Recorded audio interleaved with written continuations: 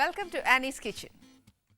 ഇന്ന് ഒത്തിരി നമ്മൾ എന്നാ പറയുന്ന ഒത്തിരി അബ്രോഡുള്ള ഡിഷസും ഒക്കെ നമ്മളിവിടെ ട്രൈ ചെയ്തേ. ഇനി ഒത്തിരി നാൾ വെളിനാട്ടിൽ കിടന്ന് ഇങ്ങനെ കറങ്ങിയേച്ചാൽ പോരല്ലോ. നമുക്ക് ഇന്ന് ഇച്ചിരി നമ്മുടെ നാട്ടിലോട്ട് വരാം. നമ്മുടെ നാട്ടിൽ വരുമ്പോഴാണ് ഏറ്റവും നമ്മൾ എന്നാ പറയുന്നത് ഭയങ്കര ഹോംലി ഫീൽ ചെയ്യുന്നത്. അല്ലെങ്കിൽ വീട്ടിൽ വന്ന് കയറുമ്പോൾ മനസ്സുകൊണ്ടായാലും നമുക്ക് മനസ്സിന് ഒരുപാടൊരു സന്തോഷവും തൃപ്തിയും ഒക്കെ നമ്മുടെ വീട്ടിൽ വന്ന് കയറുമ്പോൾ പലയിടത്ത് കറങ്ങിയേച്ച് വന്നേച്ച് കയറുമ്പോൾ ഒരു സന്തോഷമില്ലേ. അതേപോലെ ഇനിയിപ്പോൾ നമ്മൾ ഒത്തിരി നാൾ സൗത്ത് ആഫ്രിക്കയിൽ പോയി അല്ലെങ്കിൽ കോണ്ടിനെൻ്റൽ ഡിഷസൊക്കെ നമ്മളിവിടെ ട്രൈ ചെയ്ത് ഇനി നമുക്ക് നമ്മുടെ വീട്ടിലോട്ട് വന്നേച്ച് ഒരു നാടൻ ഭക്ഷണം ട്രൈ ചെയ്യാവേ. അതെന്നാന്ന് വെച്ചാൽ ഇത് ശരിക്കും എന്നാ ഇത് പേരായിട്ടൊന്നും ഞാൻ കണ്ടുപിടിച്ചിട്ടില്ല. ഇതൊന്ന് ഞാൻ എന്നാ പറഞ്ഞ വീട്ടിലൊന്ന് ട്രൈ ചെയ്ത് നോക്കിയതാണ്. ഇതൊരു റോസ്റ്റാണ്. റോസ്റ്റ് എന്ന് പറയുമ്പം ടൊമാറ്റോ ഫിഷ് റോസ്റ്റ് ആണ്.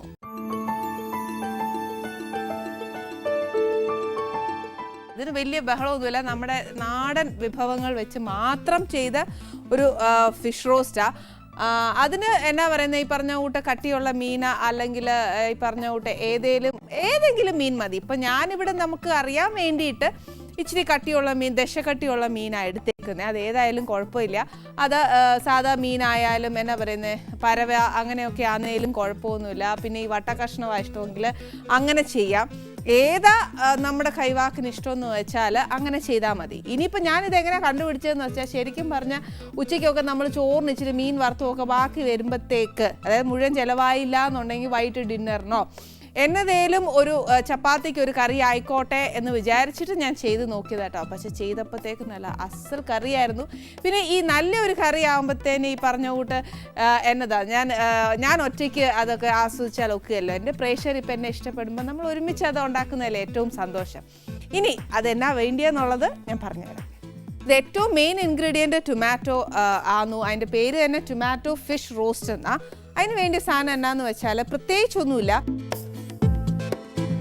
ഇതെന്നാന്നോ ഞാൻ പറഞ്ഞില്ല. ഇപ്പം ഞാനിവിടെ നമുക്കൊന്ന് ആ റെസിപ്പി പഠിക്കാൻ വേണ്ടി എളുപ്പത്തിനാന്നു ഞാൻ ചെയ്തേക്കുന്നത്. ഇതിപ്പോൾ ഒരു നെമ്മീനാണ് ഞാൻ മേടിച്ചേക്കുന്നത്. അതിങ്ങനെ സ്ക്വയർ ഷേപ്പ് ആക്കിയേക്കുക. അതല്ല എന്നാ പറയുന്നത് റെക്റ്റാങ്കിൾ ഷേപ്പ് ആക്കണമെന്നുണ്ടെങ്കിൽ അങ്ങനെ ആവാം, അല്ല റൗണ്ട് ഷേപ്പ് ആണെങ്കിലും അങ്ങനെ ആക്കാം. അങ്ങനെ ഏതായാലും മതി. പിന്നെ അതിന് വേണ്ടി എന്നാന്ന് വെച്ചാൽ ഇച്ചിരി നാരങ്ങ നീര്, കുറച്ച് ഇഞ്ചിയും വെളുത്തുള്ളിയുടെയും പേസ്റ്റ്, അല്ലെങ്കിൽ ഇഞ്ചിയും വെളുത്തുള്ളിയും തനിയെ എടുത്താലും മതി. പിന്നെ കുറച്ച് കുരുമുളക് പൊടിയോ കുരുമുളകോ ഏതായാലും മതി. പിന്നെ ആണെങ്കിൽ കുറച്ച് ചെറിയ ഉള്ളി, ഒത്തിരി ഒന്നുമില്ല കേട്ടോ, അത് ഇച്ചിരിയേ ഉള്ളൂ, അതൊരു 3-4 എണ്ണം. പിന്നെ കുറച്ച് മഞ്ഞൾപ്പൊടി, കുറച്ച് മുളക് പൊടി, പിന്നെ ഇച്ചിരി ഉപ്പ്. പിന്നെ കുറേ നാളായി കേട്ടോ എൻ്റെ കറിവേപ്പില ഒന്ന് കണ്ടപ്പോൾ എന്തൊരു സന്തോഷമാണെന്ന് നോക്കി എനിക്ക്. ഇത്രയും മാത്രമായിരുന്നു ഫസ്റ്റ് സ്റ്റെപ്പ്. ഇതെന്നാത്തിനാന്ന് വെച്ചാൽ നമ്മുടെ മീന് ഒന്ന് അരച്ച് പുരട്ടി വെക്കാനുള്ളതാണ്. അപ്പം ആദ്യം അരച്ച് പുരട്ടി വെക്കാനുള്ള കാര്യങ്ങൾ എന്നാക്കിയെന്ന് മനസ്സിലായില്ലേ? അതൊന്ന് അരച്ച് പുരട്ടി വെച്ചതിന് ശേഷം ഞാൻ സെക്കൻഡ് എന്നാക്കിയാണ് വേണ്ടിയെന്നുള്ളത്, സെക്കൻഡ് നമ്മൾ ആ കറി വെക്കാനൊക്കെ വേണ്ടി എന്നാന്നുള്ളത് സെക്കൻഡ് പറഞ്ഞുതരാം. ആദ്യം നമുക്ക് മീനൊന്ന് അരച്ച് പുരട്ടി വെക്കാം.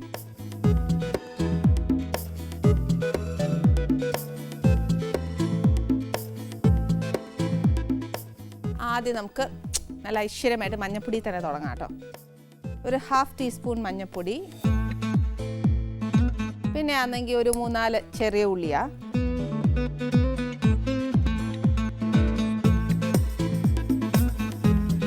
പിന്നെ ഒരു ഇച്ചിരി കുരുമുളക്, ഒരു 1/2 ടീസ്പൂൺ കുരുമുളക് പൊടി, 1/2 to 3/4 ഇട്ടോ കേട്ടോ. പിന്നെ കുറച്ച് ഇഞ്ചിയും വെളുത്തുള്ളിയുടെയും പേസ്റ്റ്, ഒരു ഫുൾ ടീസ്പൂൺ എടുത്തു.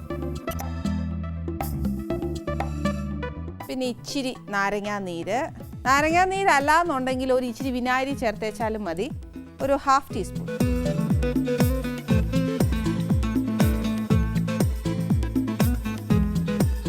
പിന്നെ ഇത്രയും മീനിന് വേണ്ടിയ മുളക് പൊടിയും കൂടെ വേണം. അതിപ്പോൾ ഒരു നിറച്ചൊരു 2 ടീസ്പൂൺ എടുത്തു. പിന്നെ ഒരു ലേശ ഉപ്പ് ഇച്ചിരി കൂടുതൽ വേണ്ടി ഒരു ഇട്ടോ കേട്ടോ, വിരോധമൊന്നുമില്ല. പിന്നെ ഇതൊരിക്കലും മറക്കരുത്, നമുക്കൊരിച്ചിരി കറിവേപ്പിലയും കൂടി ഇട്ട് നമ്മൾ മീനിനൊക്കെ അരച്ച് പുരട്ടുവാന്നേൽ ഒരു ഇച്ചിരി സ്വാദ് കൂടും.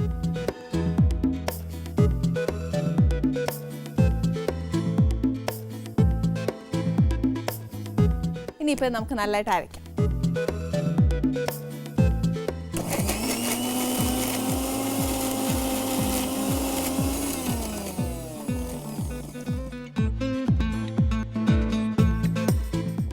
ഇച്ചിരി വെള്ളവും കൂടെ ഒഴിച്ചോട്ടെ.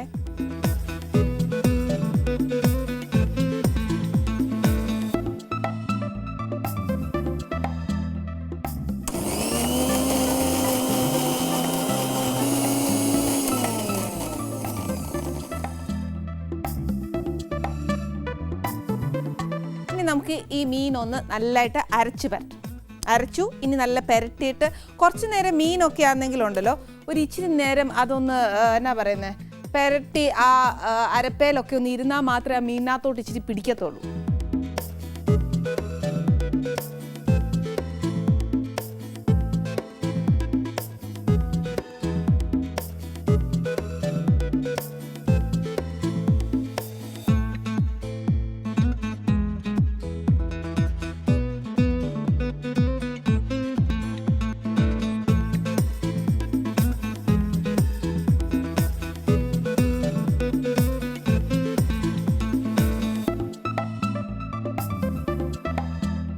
ഇനി ഇത് ഇവിടെ ഇരിക്കട്ടെ. ഇനി മീൻ പുരട്ടി വെച്ചേക്കുക. അതിന് ഇച്ചിരി നേരം കൊടുക്കണം. ആ പറഞ്ഞ പോലെ കുറച്ച് പിടിച്ചാലല്ലേ അതിനുള്ള രുചി വരുള്ളൂ. അപ്പോൾ ഫസ്റ്റ് സ്റ്റെപ്പ് കഴിഞ്ഞു. ഇനി നമ്മൾ സെക്കൻഡ് സ്റ്റെപ്പാണ് പറഞ്ഞുതരാൻ പോകുന്നത്. ഇനി നെക്സ്റ്റ് നമ്മൾ ആ ടൊമാറ്റോ ഗ്രേവിക്കുള്ള സാധനം എന്നാ വേണ്ടിയെന്നുള്ളതാണേ. അതിനെന്നാക്കിയാന്ന് വെച്ചാൽ ഇതിന് ശരിക്കും ഒന്നെങ്കിൽ ഫസ്റ്റ് പ്രിഫറൻസ് വെളിച്ചെണ്ണ തന്നെയാണ് കേട്ടോ. അതെടുക്കുക. അതിനുവേണ്ടി ഞാൻ ഈ ഒരു ഇച്ചിരി വെളിച്ചെണ്ണ എടുത്ത് വെച്ചിട്ടുണ്ട്. ഒരു ഇച്ചിരി വെളിച്ചെണ്ണ അല്ലാതെ ഇപ്പോൾ വെളിച്ചെണ്ണ ഇല്ലയെന്ന് വെച്ചാൽ കഴിയുന്നതും വെജിറ്റബിൾ ഓയിൽ, അതാണ് ഏറ്റവും നല്ലത്. പിന്നെ ഇത് ഇച്ചിരി നാടൻ വിഭവം ആയതുകൊണ്ട് നാച്ചുറലി കടുക് വേണം. പിന്നെ കുറച്ച് സവാള വേണം. സവാള ഒത്തിരി ഒന്നും എടുക്കണ്ട. ഒരു മീഡിയം സൈസ് ഇപ്പോൾ കിട്ടുന്നതൊക്കെ ഇച്ചിരി ചെറുതാണ്. അന്നേരം ഒരു 2 സവാള മതിയേ. ഇതിപ്പോൾ നീളത്തിൽ അരിഞ്ഞേച്ച് ഞാൻ എന്നാ പറയുന്നത് ഇച്ചിരി കട്ടിയില്ലാതെ അരിഞ്ഞേക്കും. അപ്പോൾ നമുക്ക് വേഗം വഴന്ന് കിട്ടുമല്ലോ. പിന്നെ എരിവ് അനുസരിച്ചാണ് പച്ചമുളക് ഇടേണ്ടത്. ഇതിപ്പോൾ ഞാനൊരു 2 പച്ചമുളക് എടുത്തിട്ടുള്ളൂ. പിന്നെ വേണമെന്നുണ്ടെങ്കിൽ ഇട്ടാൽ മതിയല്ലോ. പിന്നെ കുറച്ച് മല്ലിപ്പൊടി. പിന്നെ ഒരു എന്നാ പറയുന്നത് ഒരു 3 മീഡിയം സൈസ് തക്കാളിയാണ് വേണ്ടിയത് ഇതിന്. പിന്നെ ആണെങ്കിൽ ഇച്ചിരി വെളുത്തുള്ളി, ഒരു 5 വെളുത്തുള്ളിയൊക്കെ മതിയാവും ചെറുതായാലും. പിന്നെ ഒരു ഈ ഗ്രേവിക്ക് വേണ്ടിയ എരിവ്, അതായത് പച്ചമുളക് ചേർക്കുന്നുണ്ട്. അതല്ലാതെ ഒരു ഇച്ചിരി വറ്റൽമുളക് വേണം. ഒരു 4 വറ്റൽമുളക് എടുത്തു. ഒരു മുഴുത്ത ഒരു 4 വറ്റൽമുളക് എടുത്താൽ ഒരു ലേശം എരിവ് വരും. അത് പോരാന്ന് തോന്നുവാന്നേലും നമുക്ക് ഇച്ചിരി മുളക് പൊടിയും കൂടി ഇട്ടേച്ചാൽ മതി. പിന്നെ ഒരു എന്നാ പറയുന്നത് ഒരു നുള്ളോ അല്ലെങ്കിൽ ഒരു 2 നുള്ളോ, അതായത് ഒരു 1/4 വെച്ചോ. ഒത്തിരി ജീരകത്തിൻ്റെ ചുവ വേണ്ട, ഒരു ഇച്ചിരി ജീരകം. പിന്നെ ആന്നേൽ ഗ്രേവിയിൽ ചേർക്കാൻ ഒരു 1/4 സ്പൂൺ വിനീഗർ. പിന്നെ ആണെങ്കിൽ ഇത് ഓപ്ഷണലാന്നു. തേങ്ങാപ്പാൽ മസ്റ്റൊന്നും അല്ല. തേങ്ങാപ്പാൽ ഇല്ലയെന്ന് വെച്ചോ, നമ്മുടെ കയ്യിൽ ഇപ്പം അത്യാവശ്യം തേങ്ങാപ്പാൽ എടുക്കാൻ ഒത്തില്ലാന്നുണ്ടെങ്കിൽ വെള്ളം ഒഴിച്ചാലും മതിയാവും. പിന്നെ നമ്മുടെ കറിവേപ്പില പോയിട്ട് ഒരിച്ചിരി അഹങ്കാരം എനിക്കുണ്ടോയെന്ന് തോന്നുന്നു. അതുകൊണ്ട് ഇച്ചിരി ഞാൻ മല്ലിയിലയും കൂടി എടുത്തു.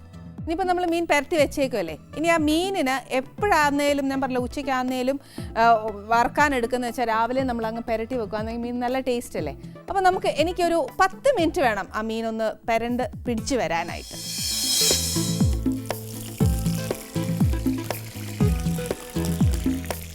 ഇതിനകത്തോട്ട് നമ്മുടെ മീൻ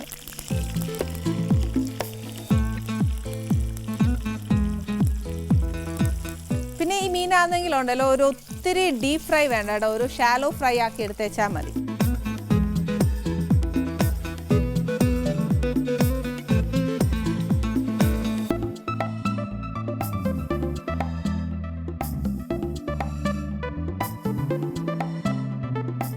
മീനൊക്കെ വറുക്കാനിട്ടാലുണ്ടല്ലോ പിന്നെ ആണെങ്കിൽ ആ അപ്പുറേ വശം അങ്ങോട്ട് ആയതിന് ശേഷമേ പിന്നെ മീൻ തൊടാവുള്ളൂ. കാര്യം എന്നാന്ന് വെച്ചാൽ അത് പൊടിഞ്ഞു പോകും. അതുകൊണ്ട് ഇപ്പം ഞാൻ മീൻ തൊടുകയില്ല. എന്തായാലും അപ്പുറം വശം മൊരിയട്ടെ എന്ന് വെച്ച് ഞാൻ മറിച്ചിടാം.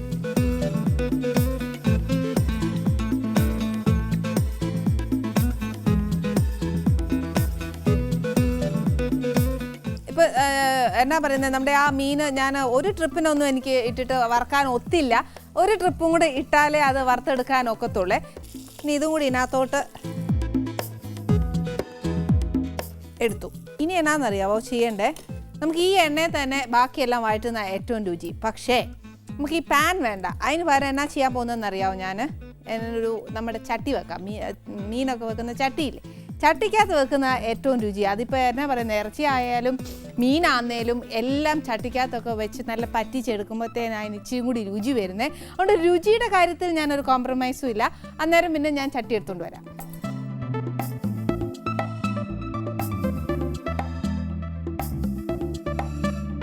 ഇതിനകത്തോട്ട് എന്താണെന്ന് പറയുക, അതിൻ്റെ മട്ട് വേണ്ട കേട്ടോ. എന്താണെന്ന് വെച്ചാൽ ഒത്തിരി നമ്മൾ സെക്കൻഡ് ട്രിപ്പ് തേർഡ് ട്രിപ്പൊക്കെ ഇട്ടതല്ലേ മീൻ. അന്നേരം ഇച്ചിരി ആ ഫസ്റ്റ് ട്രിപ്പ് ഇട്ടതിൻ്റെ ഒക്കെ ആ അരപ്പ് ഇച്ചിരി ഒന്ന് മൊരിഞ്ഞ് കരിഞ്ഞ ആ ഒരു പരുവാകും. അന്നേരം നമുക്ക് എണ്ണ മാത്രം തെളിച്ചെടുത്തേച്ചാൽ മതി.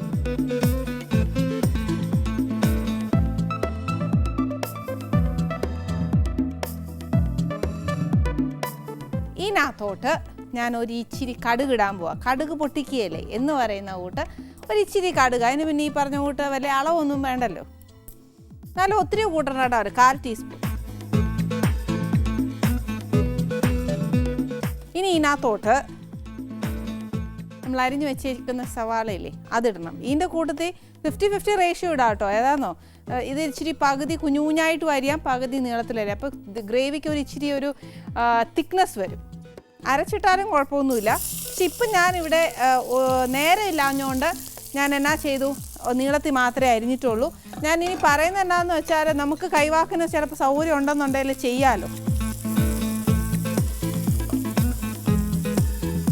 ഇനി ഇത് വഴറ്റുന്ന സമയത്ത് ഒരു നമുക്കിപ്പോൾ തൽക്കാലം ഉണ്ടല്ലോ ഒരു പച്ചമുളക് ഇട്ട് കൊടുക്കാവേ. മീനിനകത്ത് നമ്മൾ മുളക് പൊടിയൊക്കെ ഇട്ട് അരച്ച് വരട്ടിയേക്കുമല്ലേ, അന്നേരം ഒരു എന്നാ പറയുന്നത് ഒരു പച്ചമുളക് ഇട്ടേച്ചാൽ മതി. പിന്നെ വേണമെന്നുണ്ടെങ്കിൽ ഇടാം. ഇതിൻ്റെ കൂട്ടത്തിൽ മറക്കാതെ ഇടേണ്ട ഒരു സാധനമായിരുന്നു കറിവേപ്പില.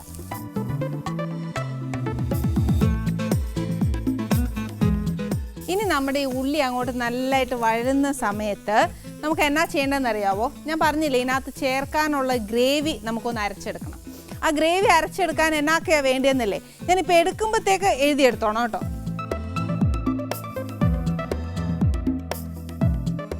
ശരിക്കും ഇതൊരു പെരട്ട് മോഡലായിട്ടാണ് നമുക്ക് ഈ കറി വരുന്നത്. അന്നേരം ഒരു 3 ടൊമാറ്റോ എടുത്തേക്കുമല്ലേ അത്.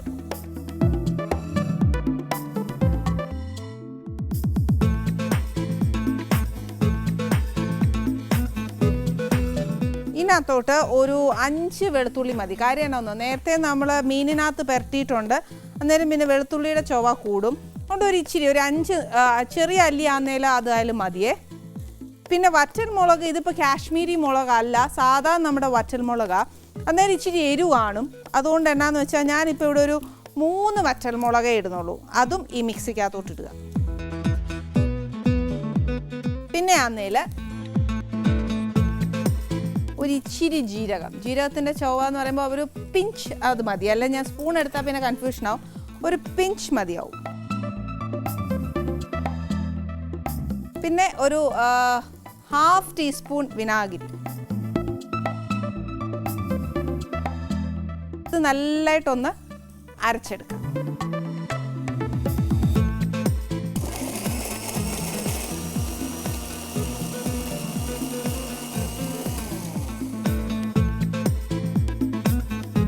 ഇനിയിപ്പോൾ ഉള്ളി ഇച്ചിരി വാടിയേക്കുക. അന്നേരം എന്നാന്നോ, നമുക്ക് ഇതിനകത്തോട്ട് ഒരു ഇച്ചിരി മഞ്ഞൾപ്പൊടി ഇടണം. ഗ്രേവിക്ക് വേണ്ടിയ മഞ്ഞൾപ്പൊടിയാണേ. ഇനിയിപ്പോൾ എന്നാന്നോ, മുളക് പൊടി ഇടരുത്. നമ്മൾ ടൊമാറ്റോയ്ക്കകത്ത് അരച്ചേക്കുക.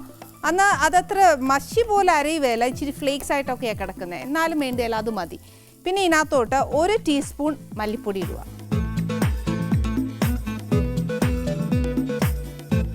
പിന്നെ അന്നേരം നമ്മളിനി അരച്ചു വെച്ചേക്കുന്ന ആ പേസ്റ്റും കൂടെ ഒഴിക്കുമ്പോഴത്തേക്കുണ്ടല്ലോ ആ നല്ലതായിട്ട് അങ്ങ് വേവും.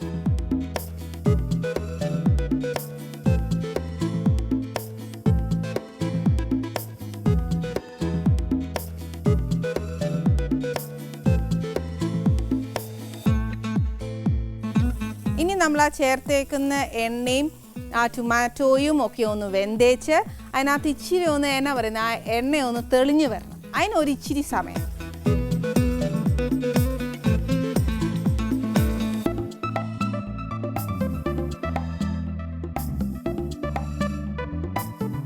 ഇനിയിപ്പോൾ ഈ ഗ്രേവിക്കകത്തോട്ട് നമുക്ക് എന്നാ ചെയ്യണമെന്നറിയാവോ? നമ്മുടെ തേങ്ങാപ്പാൽ ഇച്ചിരി ഒഴിക്കണം.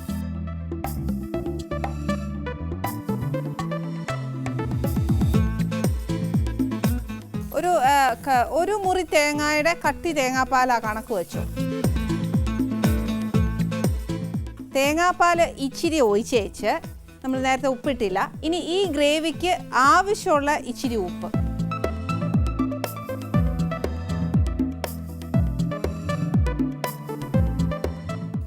ഉപ്പും ഇട്ട് നല്ലതായിട്ട് അതങ്ങോട്ട് തിളയ്ക്കുവേലേ, അന്നേരം എന്നാ ചെയ്യണമെന്നറിയോ, നമ്മൾ ഈ വറുത്ത് വെച്ചേക്കുന്ന മീനുണ്ടല്ലോ അതിനകത്തോട്ട് ഇടുക.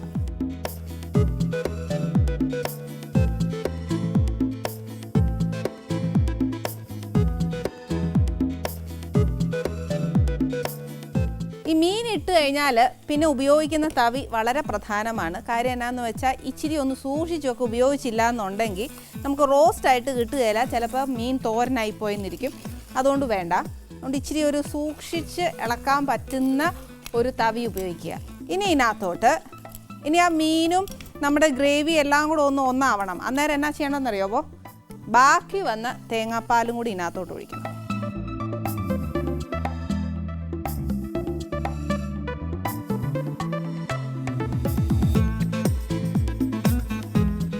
ഒത്തിരി വെള്ളമല്ല ഒഴിക്കണ്ടേ, ഒരു എന്നാ പറയുക, നമുക്ക് ആ മീനൊന്ന് പറ്റി വരുമ്പോഴത്തേക്ക് ആ നമ്മുടെ ആ മീനയിലൊന്ന് അരപ്പ് പിടിച്ചിങ്ങനെ പെരണ്ടിരിക്കുമല്ലേ, ആ പരുവ. ഇനി എന്നാ ചെയ്യുന്നതെന്നറിയാമോ, നമ്മൾ ഇച്ചിരി തക്കാളി ഒരു 2-3 സ്ലൈസസ് ഓഫ് തക്കാളി ഇട്ടേച്ചാൽ മതി.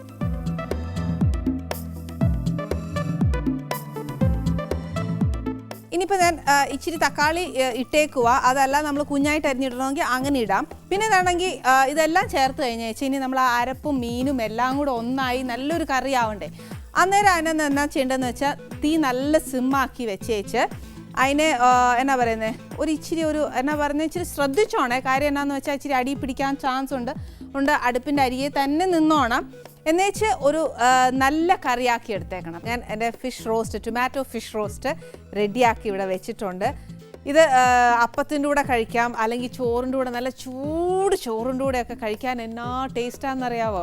അന്നേരം പിന്നെ ഇതെന്തായാലും എത്രയും വേഗം ഇതൊന്ന് ഉണ്ടാക്കി നോക്കണം കേട്ടോ. എൻ്റെ പരീക്ഷണം വിജയിച്ചതിൻ്റെ ഒരു സന്തോഷവും കൂടെ എനിക്കുണ്ട്. അപ്പം ആ സന്തോഷം ഞാൻ ഒറ്റയ്ക്ക് പങ്കിട്ടാൽ ഒക്കുകയില്ല, നമ്മൾ ഒരുമിച്ച് മതി കേട്ടോ. അതുകൊണ്ടാണ് ഞാൻ ഇത്ര വേഗം നമ്മുടെ ഫിഷ് റോസ്റ്റ് ഉണ്ടാക്കിയേ. എത്രയും വേഗം അത് വീട്ടിലുണ്ടാക്കണം.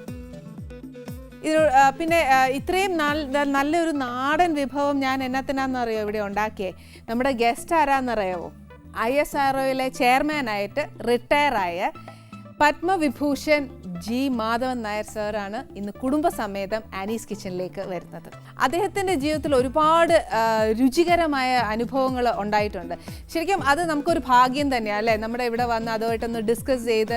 സത്യം പറഞ്ഞുകൊണ്ടല്ലോ ഈ സ്പേസ് മറ്റു കാര്യങ്ങൾ സ്പേസിലേക്ക് പോകുന്നു, ഇതൊക്കെ എനിക്കായാലും എനിക്കെന്നല്ല നമുക്ക് മിക്ക പേർക്കും ഒരു ആകാംക്ഷയില്ലേ അതിനെക്കുറിച്ച് അറിയാനും. ഇപ്പം നമ്മൾ കാണുന്നുണ്ട് ഈ മംഗളയാൻ പോകുന്നതും ഇതാന്നൊക്കെ പറഞ്ഞു. പക്ഷെ നമുക്ക് നമ്പിനാരായൺ സാർ കുറേയൊക്കെ അറിവ് അതിനെക്കുറിച്ച് തന്നിട്ടുണ്ട്. പക്ഷെ എന്നാലും എനിക്ക് കുറച്ചുകൂടെയൊക്കെ എന്നാന്നറിയോ സംശയമൊക്കെ ഒത്തിരി ബാക്കിയാണ്. ശരിക്കും ഇങ്ങനത്തെ ഒക്കെ മഹത് വ്യക്തികൾ എൻ്റെ അടുക്കളയിലേക്ക് വന്ന് അവരുടെ വിശേഷങ്ങളും എന്നാൽ കുറേ അറിവുകൾ ലഭിക്കുക എന്ന് പറയുന്നത് ചെറിയൊരു കാര്യമല്ല എന്നാണ് എൻ്റെ വിശ്വാസം.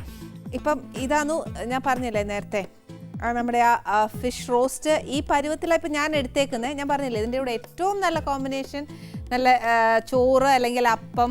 ഇതൊന്നും നമുക്ക് ഒത്തില്ല എന്നുണ്ടെങ്കിൽ ശരിക്കും ഉണ്ടല്ലോ നല്ല ചപ്പാത്തിയുടെ കൂടെ തിന്നാൻ നല്ലയാ.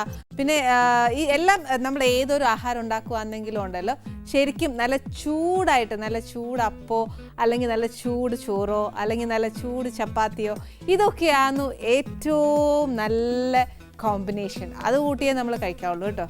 വരണം സർ, വരണം. നമസ്തേ, വരണം സർ. ഞാൻ കേട്ടിട്ടുണ്ട്, നേരിട്ട് കണ്ടത് വളരെ സന്തോഷം.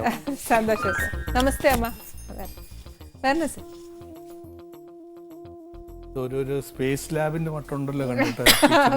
ചെറുത് ഇവിടെയും ഓരോ പരീക്ഷണങ്ങളാ സർ നടക്കുന്നത്. ഓ സർ ഇപ്പം റിട്ടയർ ആയി അല്ലേ?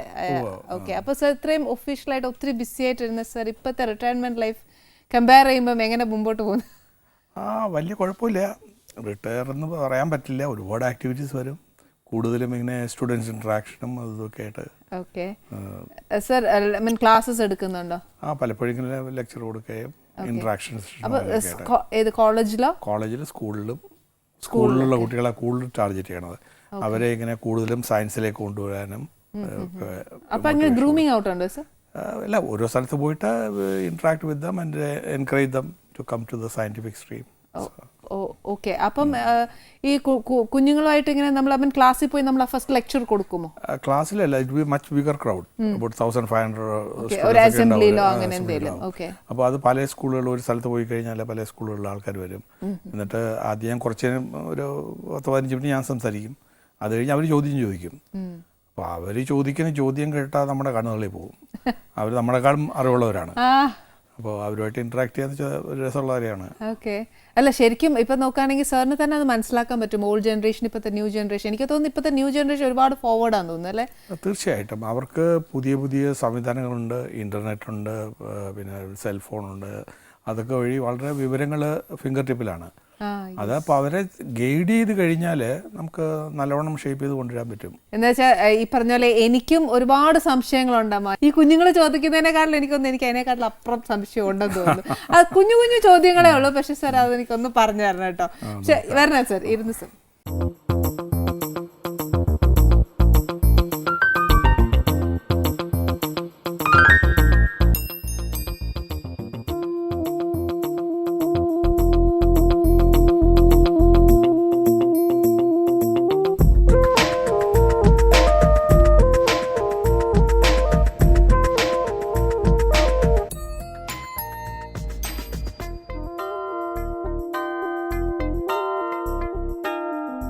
കഴിക്കണം സാർ. ഓ,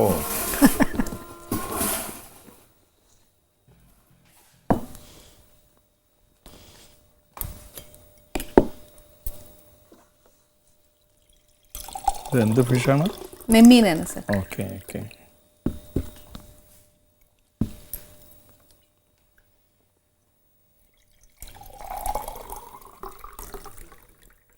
നമുക്ക് ഈ മീൻ കറി ഇഷ്ടമായോ? മീൻ റോസ്റ്റ് ചെയ്ത് വെച്ചേക്കുക. കൊള്ളാം, നന്നായിരിക്കണം സർ. ഇപ്പം എന്തായാലും ഭക്ഷണത്തിൽ നിന്ന് തന്നെ എൻ്റെ ഒരു ചോദ്യം തുടക്കം എന്നറിയാം, ഭയങ്കര സംശയമാണ്. കാര്യം ഞാനിങ്ങനെ കേട്ടറിവാന്നേ, ഈ പറഞ്ഞ കൂട്ട് ഈ സ്പേസിലൊക്കെ പോകുന്ന ആൾക്കാരൊക്കെ ഇങ്ങനെ അവരുടെ ഫുഡ് അവരെങ്ങനെയാണ് കഴിക്കുന്നത് വെച്ചാൽ നമ്മുടെ ഈ ഏർത്തിലുണ്ടായിരിക്കുമ്പോൾ നമ്മൾ ഡെയിലി റൂട്ടീനായിട്ട് 3 മീൽ അങ്ങനെയല്ലേ കഴിച്ചുകൊണ്ടിരുന്നത്. ഒരു കംപ്ലീറ്റ് ചേഞ്ച് സ്പേസ് ലാബിലൊക്കെ എങ്ങനെയാണത്? അവർക്ക് വളരെയേറെ കൺട്രോൾ ചെയ്യേണ്ടതുണ്ട്. ഒന്നാമത് ഈ ഫുഡ് സാധനങ്ങളൊക്കെ ഭൂമിയിൽ നിന്ന് കൊണ്ടുപോകുന്നതാണല്ലോ. അപ്പോൾ അതിൻ്റെ വെയിറ്റൊക്കെ ഏറ്റവും കുറച്ച് വയ്ക്കുക, കൂടുതൽ കാലറി എന്ന് കിട്ടണം. അപ്പോൾ പ്രോസസ് ഫുഡായിരിക്കും മോസ്റ്റ്ലി ഉപയോഗിക്കുന്നത്. അതിൽ ആദ്യകാലങ്ങളിലൊക്കെ ഈ പ്രോട്ടീനും സ്റ്റാർച്ചും എല്ലാം കൂടെ ടൂത്ത് പേസ്റ്റ് പോലെ ആക്കി ഒരു ട്യൂബിലകത്ത് ആക്കിയിട്ടായിരിക്കും കൊടുക്കുക. എന്നിട്ട് അത് അവർക്ക് നമുക്ക് ഇവിടെ കഴിക്കുന്ന പോലെ വായിലേക്കെടുത്ത് കഴിക്കാൻ പറ്റില്ല. ഗ്രാവിറ്റി ഇല്ലാത്ത കാരണം വായിലിടുമ്പോൾ ചിലപ്പോൾ വേറെ എവിടെയെങ്കിലും പോകുന്നിരിക്കും. അപ്പോൾ അതിന് വരെ ഈ പേസ്റ്റ് അവർ വായിലേക്ക് വെച്ചിട്ട് സ്ക്യൂസ് ചെയ്ത് അത് കഴിച്ചുകൊണ്ടിരുന്നതാണ്. പക്ഷേ കുറേ കാലം കഴിഞ്ഞപ്പോഴത്തേക്ക് കുറേ ഇമ്പ്രൂവ്മെൻറ്റ് വന്നിട്ടുണ്ട്. നമ്മുടെ രാകേഷ് ശർമ്മ ഇവിടെ നിന്ന് പോയിരുന്നല്ലോ. അപ്പോൾ അദ്ദേഹത്തിന് വേണ്ടി ഇവിടെ സ്പെഷ്യലായിട്ട് ബിരിയാണി ഡീഹൈഡ്രേറ്റ് ചെയ്തത് നമ്മുടെ മൈസൂറിലെ ഫുഡ് പ്രോസസ്സിംഗ് ലബോറട്ടറി ഉണ്ടല്ലോ, അവിടെ ഉണ്ടാക്കി പാക്ക് ചെയ്ത് കൊടുത്തിട്ടുണ്ടായിരുന്നു. കുറച്ച് വെള്ളം ആഡ് ചെയ്ത് കഴിഞ്ഞാൽ ബിരിയാണിയായി അത് കഴിക്കാൻ പറ്റിയെന്നുള്ളതാണ്. ഓ, അത് ശരി.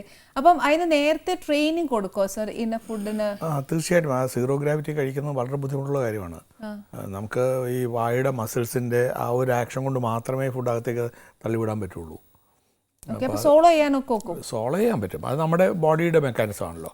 പക്ഷെ ഗ്രാവിറ്റി കൊണ്ടുള്ളത് നമ്മളിപ്പോൾ വെള്ളം എടുത്തിട്ട് വായിലേക്ക് ഇങ്ങനെ ഒഴിച്ചു കഴിഞ്ഞാൽ നേരെ മുകളിലേക്ക് പോകും. ഗ്രാവിറ്റി ഇല്ലാത്തതുകൊണ്ട് ഭൂമിക്ക് ചുറ്റും ഇങ്ങനെ പോയിക്കൊണ്ടിരിക്കുമ്പോഴത്തേക്കും സീറോ ഗ്രാവിറ്റിയാണ്. അതിലെ ഒരാൾ ഇങ്ങനെ ഒരു സ്ഥലത്ത് നിന്ന് തള്ളി വിട്ട് കഴിഞ്ഞാൽ ഇങ്ങനെ പൊയ്ക്കൊണ്ടിരിക്കും, അടുത്ത സ്ഥലത്ത് പോയി ഹീറ്റ് ചെയ്യുന്നവരെ. നിൽക്കണമെന്നുണ്ടെങ്കിൽ ഈ മാഗ്നറ്റ്സും അതൊക്കെ അറ്റാച്ച് ചെയ്ത ഷൂസ് ഉണ്ട്, അത് വെച്ചിട്ട് അവിടെ നിൽക്കാൻ പറ്റുള്ളൂ. Okay sir. അപ്പോൾ ഈ ഗ്രാവിറ്റി നമുക്ക് ഒട്ടും അവിടെ ഇല്ലയെന്ന് സ്പേസിലില്ല. അപ്പോൾ ശരിക്കും നീൽ ആംസ്ട്രോങ് ഒക്കെ ചെന്ന് ഇറങ്ങിയിട്ട് ഇറ്റ്സ് പ്രൂവ്ഡ് ദാറ്റ് ഒരു ഫ്ലാഗ് വെച്ചു എന്നൊക്കെ പറയുന്നു. പക്ഷേ ഒരു ഫ്ലാഗ് പറക്കുന്നു അങ്ങനെ ഒന്നുമില്ലല്ലോ അവിടെ, നത്തിങ് ഇസ് ദെയർ.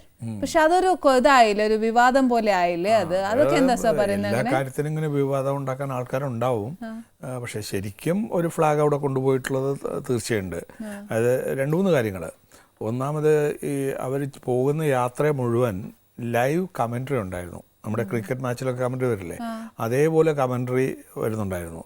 അത് കേൾക്കാനുള്ള സാഹചര്യം എനിക്കുണ്ടായിട്ടുണ്ട്.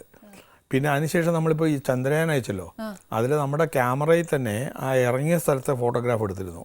അവിടെ അന്ന് ഇറങ്ങിയ പാടും കാൽപ്പാടും അതേപോലെ തന്നെ അവരുടെ ആ ട്രാക്ടറിൻ്റെ ടയറിൻ്റെ മാർക്കൊക്കെ നമുക്ക് കാണാൻ പറ്റിയിട്ടുണ്ട്. പിന്നെ ഈ ഫ്ലാഗ് അവിടെ ശരിക്കും ഇങ്ങനെ നിവർത്തിയിടുകയല്ല, ഒരു ഫ്രെയിമിൽ കെട്ടി വെച്ചിരിക്കുകയാണ്. അപ്പോൾ അതുകൊണ്ടാണ് അങ്ങനെ സ്ട്രെയിറ്റ് ആയിട്ട് നിൽക്കുന്നത്. അല്ലാതെ അവിടുത്തെ ഗ്രാവിറ്റി ഉണ്ട്. ചന്ദ്രനിലാണെങ്കിൽ 1/6 എർത്തിൻ്റെ ഗ്രാവിറ്റി ഉണ്ട്. അവിടെ ഇതിങ്ങനെ അതിൽ കെട്ടി വെച്ചിട്ടുള്ളതുകൊണ്ട് അങ്ങനെ നിൽക്കുകയാണ്. പിന്നെ വേറെന്നുള്ളത് ഇടയ്ക്ക് പറഞ്ഞിട്ടുണ്ടെങ്കിൽ അത് ഫ്ലട്ടർ ചെയ്യുന്നതായിട്ട് കണ്ടുപോകുന്നത്. അത് ഈ സ്പേസ് ക്രാഫ്റ്റിൽ ആവശ്യമില്ലാത്ത ഗ്യാസും ഫ്യൂലും ഒക്കെ ഉണ്ടാവും. അത് വെൻറ്റ് ചെയ്യുന്ന സമയത്ത് അത് ഫോഴ്സ്ഫുള്ളായിട്ട് തിരിച്ച് അങ്ങനെ വരുന്നതാണ്. നമ്മുടെ ചന്ദ്രയാൻ തന്നെ നമ്മുടെ ഫ്ലാഗ് അവിടെ കൊണ്ടെത്തിച്ചല്ലോ. എന്ത് ചെയ്തെന്ന് വെച്ചാൽ ഈ ചന്ദ്രയാൻ ചുറ്റും പോയിക്കൊണ്ടിരിക്കുകയാണ്. എന്നിട്ട് അതിൽ നിന്ന് ഫ്ലാഗ് സെപ്പറേറ്റ് ചെയ്ത് ചന്ദ്രനിലേക്ക് ഡയറക്റ്റ് ചെയ്ത് വിടുകയാണ് ചെയ്തത്. അത് വളരെ വേഗത്തിൽ പോയി ഇമ്പാക്റ്റ് ചെയ്ത് അവിടെ വീഴുകയാണ് ചെയ്തത്. അപ്പോൾ വീണപ്പോൾ തന്നെ അതിൻ്റെ സർഫസൊക്കെ ചിന്നിച്ചെതറി. പക്ഷെ എന്നാലും 2 സർഫസിൽ നമ്മുടെ ഫ്ലാഗ് പെയിൻറ്റ് ചെയ്തിട്ടുണ്ട്. അപ്പോൾ ഇനി ഒരു കാലത്ത് മനുഷ്യരവിടെ പോവുകയാണെങ്കിൽ നമ്മുടെ ഫ്ലാഗ് അവിടെ കാണും. ശരിക്കും കണ്ടായിരുന്നു അതെല്ലാം ടി വിയിൽ ഇങ്ങനെ നല്ലപോലെ കാണാൻ പറ്റുമായിരുന്നു. ഇപ്പം ശരിക്കും പറഞ്ഞാൽ ചൊവ്വയിൽ ഒത്തിരി എയർ ഉണ്ട്, വാട്ടർ ഉണ്ട് എന്നൊക്കെ കണ്ട് വരുക. അപ്പോഴത്തേക്ക് ശരിക്കും ലൈഫ് അവിടെ സ്റ്റാർട്ട് ചെയ്യാൻ പറ്റും എന്നൊക്കെയാണ് പറയുന്നത്. ശരിക്കും എനിക്ക് തോന്നുന്നത് സർ, നമുക്ക് അങ്ങനെയൊക്കെ ലൈഫ് സ്റ്റാർട്ട് ചെയ്യാൻ പറ്റുവാണെങ്കിൽ ഇവിടുന്ന് എങ്ങനെ അങ്ങോട്ട് പോകാൻ നോക്കുന്നത്? ഒരു 1 വേ ടിക്കറ്റ് ഇപ്പോൾ കിട്ടും. ഇല്ല, ആയിട്ടില്ല. അപ്പോൾ അവിടെ പോയി നമുക്ക് കൃഷി ചെയ്ത് ജീവിക്കാന്നുണ്ടെങ്കിൽ പോവാം. എന്നറിയോ, നമ്മുടെ ഭൂമിയിലാണെങ്കിലും ഇപ്പം സ്ഥലത്തിനൊക്കെ ഒത്തിരി വിലയല്ലേ. ഇപ്പൊ ആദ്യം ചെന്നേച്ചാല് ആദ്യം കുറച്ച് സ്ഥലം മേടിച്ചിട്ടാലോ ലാഭത്തിന് കിട്ടും. പക്ഷെ അവിടെ ഒരുപാട് പ്രശ്നങ്ങളുണ്ട്. അവിടുത്തെ അന്തരീക്ഷം നമ്മുടെ ഇവിടുത്തെ പോലെയല്ല, മുഴുവൻ കാർബൺ ഡയോക്സൈഡാണ്. കാർബൺ ഡയോക്സൈഡ് ശ്വസിച്ചിട്ട് ആൾക്ക് ജീവിക്കാൻ പറ്റില്ല. പിന്നെ അതുപോലെ തന്നെ സൾഫർ ഡയോക്സൈഡ് ഉണ്ട്, അത് വളരെ ടോക്സിക്കാണ്. അപ്പോൾ ആ ഒരു എൻവയോൺമെൻറ്റ് കഴിയാൻ പറ്റില്ല. അപ്പോൾ ഒരു സ്പെഷ്യലായിട്ടൊരു ടെൻ്റ് ഉണ്ടാക്കി അതിൽ ഓക്സിജൻ ഇതൊന്ന് വേർതിരിച്ചെടുത്ത് സപ്ലൈ ചെയ്യാനുള്ള അവസരം വേണം. പിന്നെ അവിടുത്തെ ടെമ്പറേച്ചറും വളരെ എക്സ്ട്രീമാണ്. -160, നമ്മുടെ ഫ്രീസറിനേക്കാളും താഴെയുള്ള ടെമ്പറേച്ചർ. മുകളിലാണെങ്കിൽ ഒരു 200 ഡിഗ്രി സെൽഷ്യസ്, എണ്ണ ബോയിൽ ചെയ്യണം, അതേ ആ ടെമ്പറേച്ചറൊക്കെ വരുന്നത്. അത്രയും ടെമ്പറേച്ചറിൽ മനുഷ്യർ ജീവിക്കാൻ പറ്റില്ല. അതിലും പ്രത്യേകം എയർ കണ്ടീഷനും അതൊക്കെ വേണ്ടി വരും. അത്തരം സ്പെഷ്യൽ ടെൻറ്റ് ഉണ്ടാക്കി എന്നാലേ അവിടെ താമസിക്കാൻ പറ്റുള്ളൂ. അപ്പോൾ ഒരു ടെൻറ്റ് ഉണ്ടാക്കണമെങ്കിൽ നമ്മൾ 4-5 റോക്കറ്റ് ഇവിടെ നിന്ന് അയക്കണം ആദ്യം.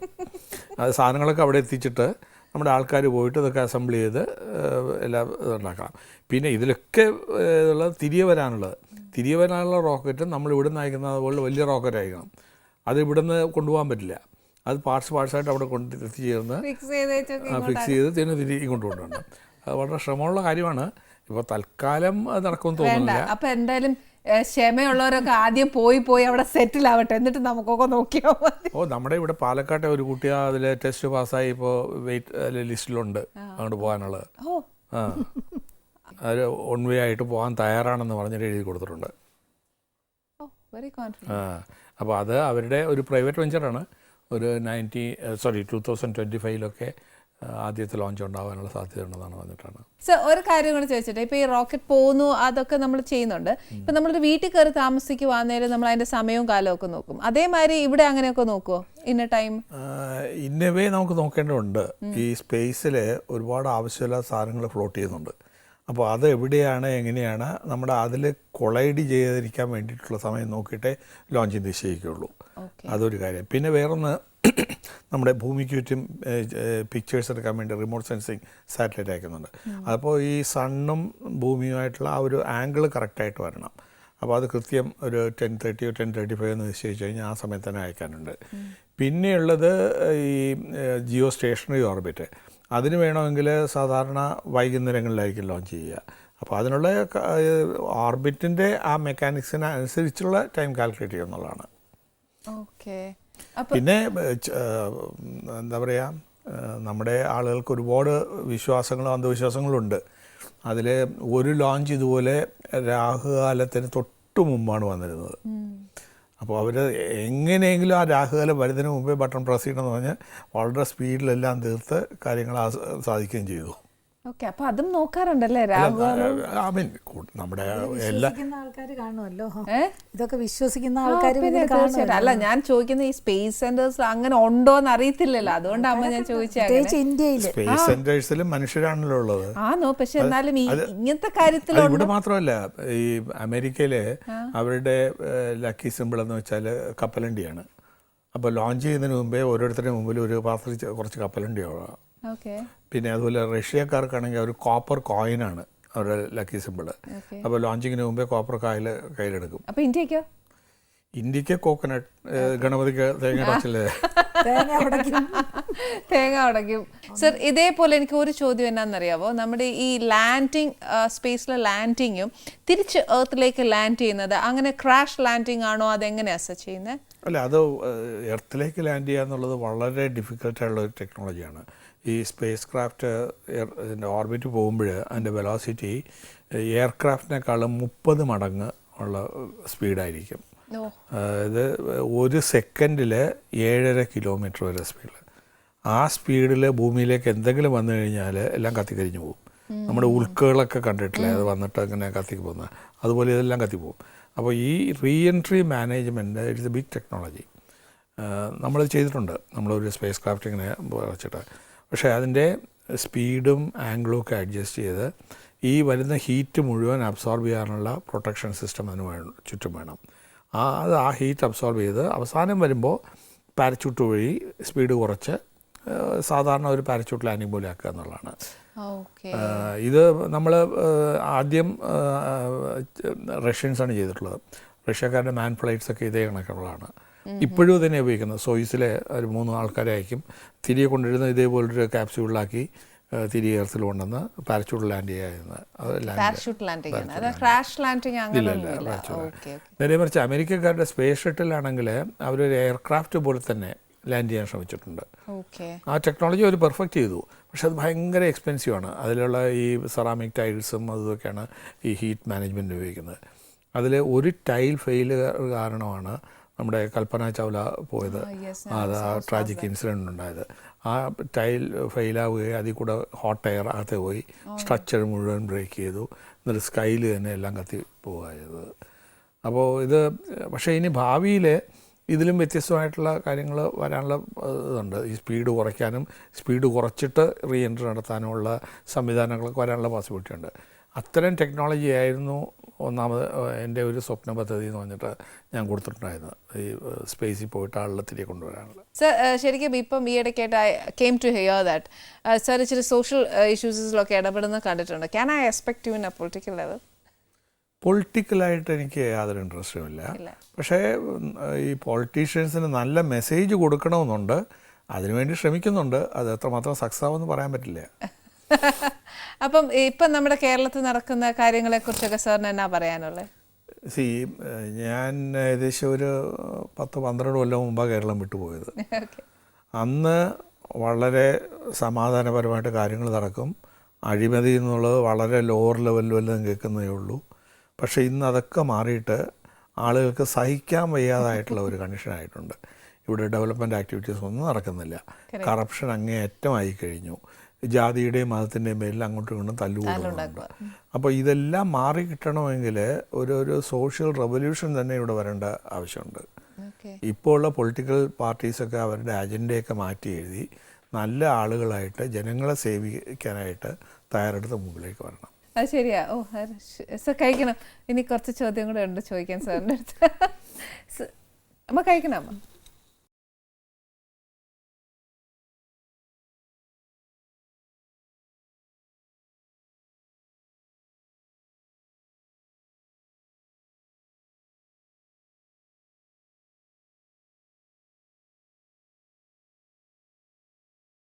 അമ്മയുടെ നാട് എവിടെയാമ്മ? ഞാനൊരു 19 വർഷമായിട്ട് ട്രിവാൻഡ്രത്ത്. അമ്മ ജനിച്ചു വളർന്നു? തൃശ്ശൂര്. ഓക്കെ. സാറിൻ്റെയോ? ഞാൻ നേരത്തെയാണ് ജനിച്ചത്, വളർന്നതൊക്കെ ഇവിടെ തന്നെ ട്രിവാൻഡ്രം. ഓക്കെ. സ്കൂളിൽ സാർ ഏത് സ്കൂളാണ് പഠിച്ചത്? ശാസ്ത്രമത്തെ രാജാക്കേശ്വര സ്കൂള്, അത് ഹൈസ്കൂൾ ലെവല്. പ്രൈമറി സ്കൂളൊക്കെ അമ്മയുടെ സ്ഥലം തിരുവനന്തപുരം, കന്യാകുമാരി ഡിസ്ട്രിക്റ്റിലാണ്.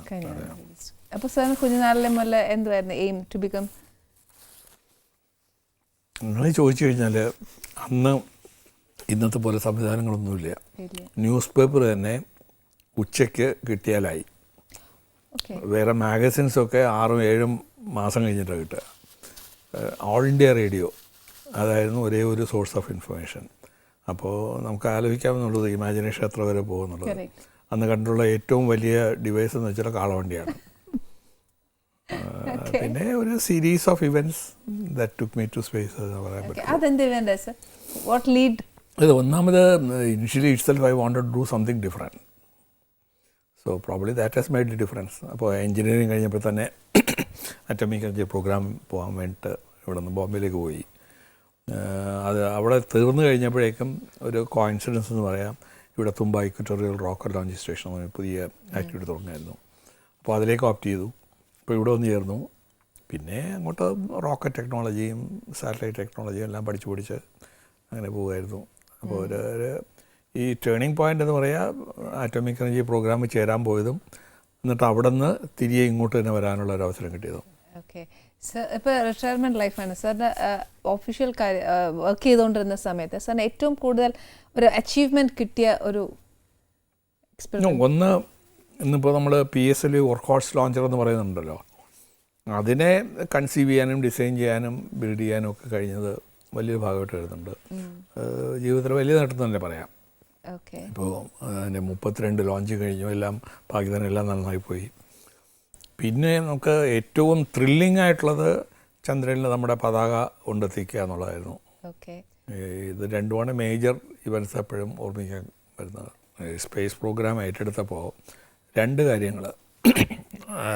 ഒന്ന്, ഈ സ്പേസ് ടെക്നോളജി സാധാരണക്കാർക്ക് എങ്ങനെ ഉപയോഗിക്കാൻ കഴിയുമെന്നുള്ളത്. അപ്പോൾ അതിന് വേണ്ടിയിട്ട് ഞങ്ങൾ ടെലിമെഡിസിൻ, ടെലി എഡ്യൂക്കേഷൻ, പിന്നെ വില്ലേജ് റിസോഴ്സ് സെൻറ്റർ ഇങ്ങനെയുള്ള കാര്യങ്ങൾ ചെയ്തിട്ടുണ്ട്. പിന്നെ ഡിസാസ്റ്റർ മാനേജ്മെൻറ്റ് സപ്പോർട്ട്, ഈ സൈക്ലോണും മറ്റൊക്കെ വരുമ്പോൾ അതിന് വാർണിംഗ് കൊടുക്കുക, കമ്മ്യൂണിക്കേഷൻ സെറ്റപ്പ് ഉണ്ടാക്കുക എന്നുള്ളത്, അതൊക്കെയായിരുന്നു പ്രത്യേകിച്ചുണ്ടായിരുന്നത്. ഭാവിയിലേക്ക് വേണ്ടിയിട്ട് മനുഷ്യനെ സ്പേസിലയക്കാനും അതുപോലെ തന്നെ ഈ റോക്കറ്റുകൾ സ്പേസിലേക്ക് അയച്ച് തിരികെ കൊണ്ടുവരാനുള്ള അത്തരം പ്രോഗ്രാമൊക്കെ ഔട്ട്ലൈൻ ചെയ്ത് കൊടുത്തിട്ടുണ്ട്. അത് ഭാവിയിലേക്കുള്ള രൂപരേഖയായിട്ട് വരും എന്നുള്ളതാണ്. പ്രിൻസിപ്പിൾ അപ്രൂവ് ചെയ്തിട്ടുണ്ട്, പക്ഷെ പൈസ വരുന്നില്ല. പൈസ കിട്ടിയില്ല, ബൈ പ്രിൻസിപ്പിൾ അല്ലേ അപ്രൂവ് ആയത് അല്ലേ? അപ്പോൾ ആ ഒരു വിഷൻ കൊടുക്കാൻ കഴിഞ്ഞു എന്നുള്ള എനിക്ക് സന്തോഷകരമായ കാര്യമാണ്. കറക്റ്റ്, അറ്റ്ലീസ്റ്റ് മനസ്സിലാ വിഷൻ അറിയിക്കാൻ പറ്റിയല്ലോ. കറക്റ്റ്, അതും പ്രിൻസിപ്പലി ഇറ്റ്സ് അപ്രൂവ്ഡ് ഓൾസോ. അപ്പോൾ പിന്നെ എത്രയായാലും നമുക്ക് ഫ്യൂച്ചറിൽ അത് പ്രതീക്ഷിക്കാം അല്ലേ സർ? സാറിനോട് ഇപ്പോൾ സംസാരിക്കുമ്പോഴത്തേക്കുണ്ടല്ലോ സാർ ഭയങ്കര സോഫ്റ്റ് സ്പോക്കൺ ആണ് ഒത്തിരി. സാറിന് അപ്പം ഈ ഒഫീഷ്യൽ ദേഷ്യപ്പെടേണ്ടി വന്നിട്ടുണ്ടോ? ഭയങ്കര സോഫ്റ്റ് സ്പോക്കൺ അല്ലേ അമ്മ? അമ്മ ചിരിക്കുന്നു അല്ലേ? വീട്ടിലല്ലേ എന്നൊരു സംശയം. അമ്മ ചിരിക്കുന്നു, സംസാരിക്കൂല അധികം, അത്രേ ഉള്ളൂ. അപ്പൊ പിന്നെ സോഫ്റ്റിന്റെ പ്രശ്നം വരുന്നില്ല. മിതഭാഷിയാണ്. ആണോ? അപ്പം സാറിന് ദേഷ്യം വരുമ്പോ ഒക്കെ എങ്ങനെ അമ്മ? സാറ് പറയണ്ട, അമ്മ പറഞ്ഞ്. അല്ല, അങ്ങനെ അധികം ദേഷ്യം വരുന്ന നേച്ചറല്ല. ഇല്ല അല്ലേ? അല്ല, ഓഫീസിലൊക്കെ സാറിന് അപ്പം അതേമാതിരി സാറിന്റെ വ്യൂവില് ഇഷ്ടപ്പെടാത്ത രീതിയിൽ ആരെങ്കിലും അങ്ങനെ വന്നാലോ? How you behave to them? അല്ല, ഐ ഡോണ്ട് നോ. എൻ്റെ ഗുരുക്കന്മാർ 2 പേരായിരുന്നു, ഡോക്ടർ വിക്രം സാരാഭായിയും ഡോക്ടർ അബ്ദുൽ കലാമും. അതിൽ കുറേയൊക്കെ ഡോക്ടർ സാരാഭായിയുടെ ആ ഒരു ബിഹേവിയറൽ പാറ്റേൺ ഞാൻ കോപ്പി ചെയ്തിട്ടുണ്ട്. എന്ത് ഫെയിലിയർ വന്നാലും എന്ത് തെറ്റ് ചെയ്താലും എപ്പോഴും ചിരിച്ചുകൊണ്ടിരിക്കും. അപ്പം ഞാനും കുറേയൊക്കെ അത് കോപ്പി ചെയ്തിട്ടുണ്ട്. ചിലപ്പോൾ ഭയങ്കരമായിട്ട് ദേഷ്യം വരും, എന്നാലും ചിരിച്ച് തോളത്തൊട്ടി സംസാരിച്ചൊക്കെ നിൽക്കുക എന്നുള്ളതാണ് ഒരു ശൈലിയായിട്ട് അഡോപ്റ്റ് ചെയ്തിട്ടുള്ളത്. That has helped in achieving many things. Correct, self achieving ആണ് അത്. സർ, അപ്പം ഈ വിക്രം സാരാഭായ് സാറുമായിട്ടും അബ്ദുൽ കലാം സാറുമായിട്ടൊക്കെ സർ വർക്ക് ചെയ്ത ഒരു എക്സ്പീരിയൻസ് എന്ന് പറയാം. സർ, വിക്രം സാരാഭായ് സാറിനൊക്കെ ശരിക്കും പറഞ്ഞാൽ ഞങ്ങളൊക്കെ ടെക്സ്റ്റ് ബുക്സിൽ പഠിച്ചിട്ടേ ഉള്ളൂ. സാറിനൊക്കെ നല്ലൊരു എക്സ്പീരിയൻസ് അല്ല, ഒന്ന് പറഞ്ഞു തരണം സർ. വളരെ കുറച്ച് കാലമേ അദ്ദേഹത്തോട്ട്, ബിക്കോസ് ഈ past away at A very early age. പക്ഷേ അത്രയും കാലത്ത് അദ്ദേഹത്തിൻ്റെ ആ ഒരു നിരീക്ഷണ പാഠവും അതുപോലെ തന്നെ ഒരു ദീർഘവീക്ഷണം, പിന്നെ ആളുകളാണ് ഒരു പ്രസ്ഥാനത്തിൻ്റെ എല്ലാം എന്നുള്ള ആ ഒരു അതൊക്കെ പഠിക്കാൻ കഴിഞ്ഞത് വളരെ നല്ലൊരു അനുഭവമായിരുന്നു. പിന്നെ ഞാനിന്ന് ഇസ്രോയിൽ ഒരു ചെറിയ ജൂനിയർ എഞ്ചിനീയറായിട്ട് ജോയിൻ ചെയ്തിട്ടുണ്ടായിരുന്നുള്ളൂ. വളരെ സീനിയർ ആൾക്കാരൊക്കെ ഉണ്ടായിരുന്നു. അപ്പോൾ ഒരു പ്രോജക്റ്റിൻ്റെ സെലക്ഷൻ വന്നപ്പോൾ ഞാൻ അദ്ദേഹത്തിന് മുമ്പ് പ്രസൻറ്റേഷൻ കൊടുത്തു. അതിൻ്റെ അടുത്ത ദിവസം അത് എന്നെ വിളിച്ച് ആ പ്രോജക്റ്റ് ഏൽപ്പിക്കുക ചെയ്തത്. ജൂനിയർ ആണെന്ന് പോലും നോക്കാതെ അത് എനിക്ക് തന്നു. അതെ. അപ്പോൾ അങ്ങനെയുള്ള ആ ഒരു ടാലൻസിനെ എൻകറേജ് ചെയ്യുക എന്നുള്ള അതൊക്കെയായിരുന്നു.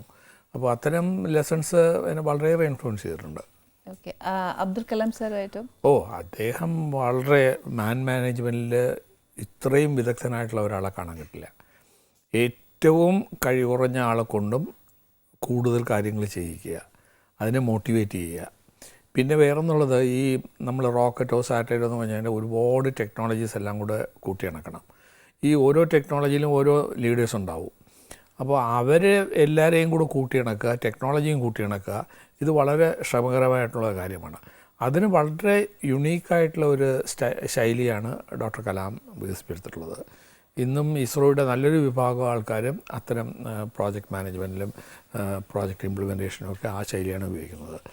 അപ്പോൾ റോക്കറ്റ് ടെക്നോളജിയും അതേപോലെ തന്നെ അതിൻ്റെ മാനേജ്മെൻറ്റും പഠിച്ചത് മുഴുവൻ ഡോക്ടർ കലാമിൻ്റെ കൂടെയാണ്. അദ്ദേഹത്തിൻ്റെ കൂടെ ഞാൻ ഏകദേശം 20 കൊല്ലത്തോളം നേരിട്ട് വർക്ക് ചെയ്യായിരുന്നു. ആദ്യത്തെ SLV-3 ലോഞ്ച് മുതൽ. പിന്നെ അത് കഴിഞ്ഞിട്ട് അദ്ദേഹം അഗ്നി അങ്ങനെയുള്ള മിസൈലൊക്കെ ഉണ്ടാക്കാൻ പോയി. അപ്പോഴും പലപ്പോഴും ഇങ്ങനെ റിവ്യൂവിനും അതിനൊക്കെ പോയിട്ട് അങ്ങനെ അവസാന നിമിഷം വരെ എന്ന് പറയാം അദ്ദേഹമായിട്ട് ഇൻട്രാക്ട് ചെയ്യാനുള്ള അവസരം എനിക്കുണ്ടായിട്ടുണ്ട്. ഇത്രയും ബിസി ആയിട്ട് സർവ് വർക്ക് ചെയ്യുമ്പോൾ ഹാവ് യു എവർ മിസ്ഡ് നമ്മുടെ ചേച്ചിനെ അമ്മേനെയും വീടുമായിട്ട് ഒരുപാട് മിസ്സായിട്ടുണ്ട്?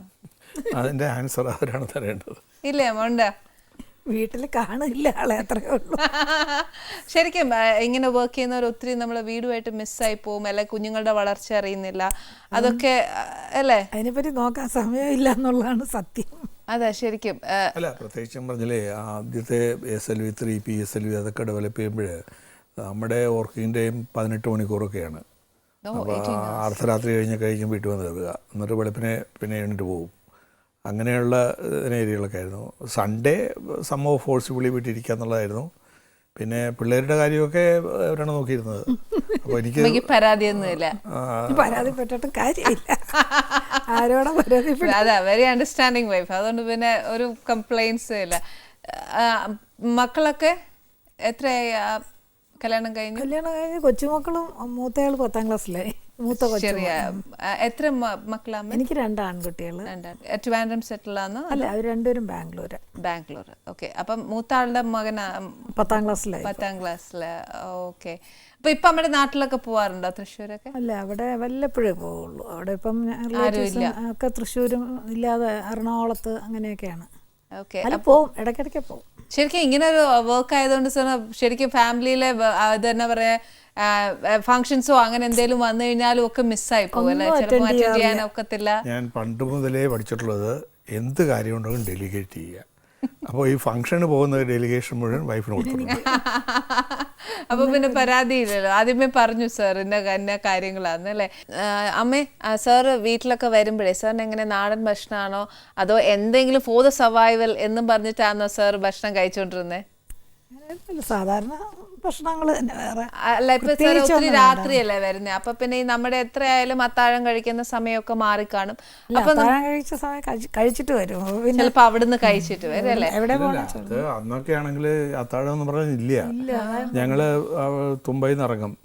എനിക്കൊരു ജീപ്പുണ്ട്. ആ ജീപ്പിനകത്ത് ഞങ്ങൾ 6-7 പേരുണ്ടാവും, ഇൻക്ലൂഡിങ് ഡോക്ടർ കലാം. ഇവിടെ റെയിൽവേ സ്റ്റേഷൻ അടുത്ത് വരുമ്പോഴത്തേക്കും ഒരു രാത്രി വർക്ക് ചെയ്യണ ഒരു കട, അന്ന് തട്ടുകടയൊന്നുമില്ല, ഒരു കടയുണ്ട്. അവിടെ നല്ല പാലും തിളച്ച പാലും അതിൻ്റെ കൂടെ റൊട്ടിയും കിട്ടും. അതായിരുന്നു പലപ്പോഴും രാത്രി ഭക്ഷണം.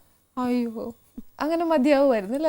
ചെയ്യാനൊക്കത്തില്ല, 1 മണിക്കൊക്കെ വന്ന് കഴിക്കാൻ പറ്റില്ല. അതുകൊണ്ടാണ് ഞാൻ ചോദിച്ചേ. ഇനിയിപ്പം രാത്രി അത്താഴത്തിന് കഴിക്കാൻ അപ്പൊ വെളുപ്പിനെ പോവുകയും ചെയ്യും. അല്ല, ഇവര് ചിലപ്പോ ജോലിയുടെ ഇടയിൽ നിന്ന് വന്ന് ഇതുപോലെ എവിടെയെങ്കിലും കിട്ടുന്ന കഴിച്ചിട്ട് തിരിച്ചു പോയുള്ളൂ. അല്ല, അപ്പൊ ശരിക്കും നമ്മളൊക്കെ എത്രയായാലും മനുഷ്യന്മാരല്ലേ, നമ്മുടെ വായിക്ക് രുചി എന്നൊരു സാധനം ഉണ്ടാവുമല്ലോ. അപ്പൊ സാർ ഏറ്റവും കൊതി പിടിച്ചിട്ട് അയ്യോ ഇത് ഇന്നുണ്ടാക്കാം എന്ന് പറഞ്ഞ വല്ല പ്രശ്നമേ ഇല്ല? ആ സൺഡേസ് ഒക്കെ സാർ മിക്കപ്പോഴും ഓഫാണ്, വീട്ടിലുണ്ടാവും എന്ന് പറഞ്ഞു. അപ്പൊ അതുകൊണ്ടാണ് ഞാൻ ചോദിച്ചത്, ഇന്ന് നമുക്ക് ഇത് എനിക്ക് ഇച്ചിരി കഴിക്കാൻ ആഗ്രഹമുണ്ട് അങ്ങനെയൊന്നും ആഗ്രഹം പറയാറില്ല. സാറിന് എന്താ ഇഷ്ടം? കോണ്ടിനെന്റൽ ഫുഡ്സ് ആണ് നമ്മുടെ നാടൻ ഭക്ഷണമാണ് കൂടുതൽ ഇഷ്ടം അല്ലേ? ഞാൻ കൂടുതലും കോണ്ടിനെന്റൽ സ്റ്റൈലാണ് ഇഷ്ടപ്പെടുന്നത്. പ്രത്യേകിച്ച് ഫ്രഞ്ച് ഫുഡ് എനിക്ക് ഏറ്റവും ഇഷ്ടപ്പെട്ട കാര്യമാണ്. ഓക്കെ. അമ്മ ട്രൈ ചെയ്യോ വീട്ടില്? ട്രൈ ചെയ്യാറില്ല. ഞാൻ കംപ്ലീറ്റ്ലി നാടൻ, അതും കഴിയുന്നതും വെജിറ്റേറിയൻ. പിള്ളേർ വെജിറ്റേറിയൻ അല്ലല്ലോ? അല്ല, അവരല്ല നോൺ വെജ്. അപ്പൊ സാറും നോൺ വെജ് കഴിക്കുകയല്ലായിരുന്നോ? അപ്പൊ അമ്മ കുഞ്ഞുനാളിലെ വെജ് ആയിരുന്നു. വീട്ടില് അപ്പൊ എങ്ങനെയാ അമ്മ മീനൊക്കെ ഉണ്ടാക്കുന്നത്? അതിന്റെ ഉപ്പും മരുവൊക്കെ? അല്ല, അത് ഇപ്പൊ ഞാൻ കഴിച്ചു തുടങ്ങി. ആ, ഒരുപാടൊന്നും ഇല്ലെങ്കിലും കുറച്ചെങ്കിലും കഴിക്കും. ഉപ്പൊന്നും അതൊന്നും പ്രശ്നമില്ല. അമ്മ ചേർക്കുമ്പോ ഒക്കെ അളവ് കറക്റ്റ് പിന്നെ ആയിരിക്കും. ഞാൻ കൂടുതൽ നാളും മദറിൻലോയുടെ കൂടെ ആയിരുന്നു. മദറിൻലോ നല്ല ഫിഷും അവർക്ക് വേണം, ദിവസവും ഫിഷ് വേണം ഇവരുടെ വീട്ടില്. അപ്പൊ ഇല്ല, അങ്ങനെയാണ് ഞാൻ കുറേശ്ശെ കഴിച്ചു. അമ്മായിയമ്മയുടെ പഠിച്ചത് അല്ലേ? അവര് അമ്മ പഠിക്കുകയല്ല, അവര് ഉണ്ടാക്കുക. പിന്നെ എനിക്ക് ചെയ്യേണ്ട ജോലിയില്ലല്ലോ. ഓക്കെ. അമ്മയുടെ അമ്മായിയമ്മ ഏറ്റവും നല്ലതായിട്ട് ഉണ്ടാക്കുന്ന മീൻ ഏതായിരുന്നു? അങ്ങനെ പറയാൻ അല്ല, പറ്റില്ല. തൃശ്ശൂർ ഭാഗത്തൊക്കെ ഏതാ? എന്റെ വീട്ടിൽ കയറ്റില്ല, മീനെ കയറ്റില്ല. അല്ല, അവിടെ സാറിന്റെ വീട്ടില് എനിക്ക് ഓർമ്മ വരുന്നത് എൻ്റെ അമ്മൂമ്മ പ്രിപ്പയർ ചെയ്തിട്ടുള്ള മീൻ കറിയാണ്. അവര് നന്നായിട്ടുണ്ട്. അത് അവിടെ 4 മണിക്ക് ഫിഷ് വരുള്ളൂ. എന്നാലും നല്ല കൊഞ്ച് അതെടുത്ത് ഫ്രഷായിട്ട് പൊളിച്ചെടുത്തിട്ട് അത് ഇങ്ങനെ തേങ്ങയൊക്കെ ഇട്ടിട്ട് തോരൻ പോലെ ഉണ്ടാക്കി തരും. ഓ, ഇത് really melt in your mouth. Correct. അതാണ് സാറിന് ഏറ്റവും ഇഷ്ടപ്പെട്ടെ. അത് കഴിഞ്ഞ് അമ്മ ഉണ്ടാക്കിയിട്ടില്ല അതേമാരത്തെ? അല്ല, സാർ പറഞ്ഞിട്ടില്ലേ അയ്യോ ആ രുചി നല്ലയാ, അതൊന്ന് ട്രൈ ചെയ്ത് നോക്കൂ എന്നൊക്കെ ഒന്ന്? അതൊന്നും പറഞ്ഞിട്ട് കാര്യമില്ല. അവരൊരു കെമിക്കൽ ലബോറട്ടറി ആയിരുന്നു. ഈ കെമിക്കൽസ് മിക്സ് ചെയ്യാൻ എക്സ്പെർട്ട് ആയിരുന്നു. അപ്പൊ ഇത് പറഞ്ഞാൽ പറ്റിയല്ലേ? പൊതുവെ ഞാൻ കുക്കിംഗ് സൈഡിലേക്ക് ഇത്തിരി വീക്കാണ്. മിക്കവാറും ഫുൾ ടൈം ആള് കാണും, കുക്ക് കാണും. അപ്പൊ അവരോട് പറഞ്ഞു കൊടുക്കും, അവര് ചെയ്യും, അത്രേ ഉള്ളൂ. ഓക്കെ. അമ്മ വർക്ക് ചെയ്തിട്ടുണ്ടല്ലേ? അപ്പൊ ഞാൻ ISRO തന്നെയായിരുന്നു. ഓ, സെയിം. ഓക്കെ. അതുകൊണ്ട് പിന്നെ വലിയ സംഭവം മനസ്സിലാക്കാം. അല്ല, അതുകൊണ്ടാണ് ഞാൻ പിന്നെ എനിക്കറിയാം അവിടുത്തെ കാര്യങ്ങൾ എങ്ങനെയാണ്. അതുകൊണ്ട് പരാതിയും ഒന്നുമില്ല. ശരിക്കും പറഞ്ഞ ഹസ്ബൻഡ് ആൻഡ് വൈഫ് ശരിക്കും ഒരേ ഫീൽഡിലാണെങ്കിൽ മനസ്സിലാക്കാം അല്ലേ, ഇത് അത് അഡ്ജസ്റ്റ് ചെയ്യാം, ഇതാണ്. അല്ലെങ്കിൽ വേറൊരു ഇതായിരുന്നെങ്കിൽ മിക്കവാറും സാറിൻ്റെ അടുത്ത് നേരം ഒക്കെ വഴക്കുണ്ടായിക്കൊണ്ടിരുന്നേനെ തോന്നുന്നു. അതുകൊണ്ട് അമ്മയും ഈ പറഞ്ഞ പോലെ കുക്ക് ചെയ്യാനുള്ള നേരവും അധികം കിട്ടാറില്ല അല്ലേ അമ്മ? നല്ല എനിക്കുണ്ടായിരുന്നൊക്കെ നല്ല ഗുഡ് സെർവൻസ് ആയിരുന്നു, നല്ല കുക്കായിരുന്നു. അപ്പോൾ പിന്നെ അവരെല്ലാം ചെയ്തോളും. 6 മണിക്കൊക്കെ വന്നിട്ട് പിന്നെ നമുക്കൊരു അതൊന്നും ഉണ്ടാക്കാൻ പറ്റൂല, അതൊക്കെ കഴിഞ്ഞിട്ട്. ഓക്കെ. പിന്നെ അമ്മ റിട്ടയർ ആയതിനു ശേഷമാണോ അമ്മ ഈ അടുക്കളയിലേക്ക്? റിട്ടയർ ചെയ്ത ശേഷം ഞാൻ അവിടെ ആയിരുന്നു, ബാംഗ്ലൂരായിരുന്നല്ലോ. അപ്പോഴും ഇതുപോലെ ഇവിടുന്ന് കൊണ്ടുപോകണ കുക്കുകൾ അവിടെ. പിന്നെ അപ്പൊ പിന്നെ നാടൻ ഭക്ഷണമൊക്കെ, കർണാടക ഭക്ഷണമൊന്നും നമുക്ക് വേണ്ട. അവിടെ ആണെങ്കിലും അമ്മ നമ്മുടെ കേരള കഴിക്കുള്ളൂ. ഞങ്ങൾ പുറത്തു പോയിട്ട് അങ്ങനെ അധികം കഴിക്കാറില്ല, വീട്ടിൽ തന്നെ അല്ല. ഓക്കെ.